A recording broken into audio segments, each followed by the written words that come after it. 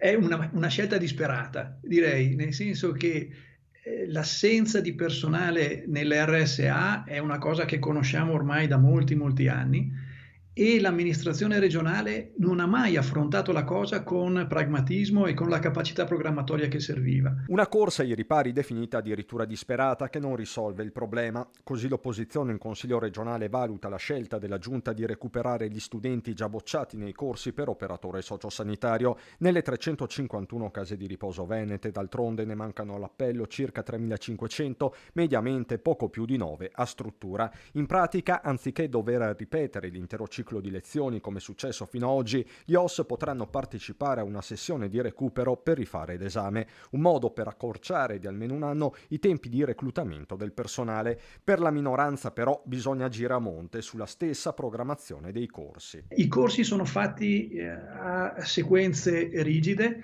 e non è stato coinvolto il settore privato nel fare i corsi in maniera adeguata e questo ha portato a questa macroscopica mancanza di personale. Da Palazzo Balbi l'assessore Manuela Lanzarina ha ribadito la linea: non si va a incidere sulla qualità del personale, si tratta piuttosto di una seconda chance per chi il giorno dell'esame non ce l'ha fatta per una ragione o per l'altra. Il dibattito è aperto, ma il problema di fondo rimane. Non si può che biasimare questo atteggiamento, consapevoli però che la situazione è veramente, veramente allo stremo e ci sono delle strutture che stanno pensando addirittura di chiudere perché non hanno personale sufficiente. Questa è una situazione di emergenza reale di fronte a un bisogno che sta crescendo in maniera veramente rapidissima.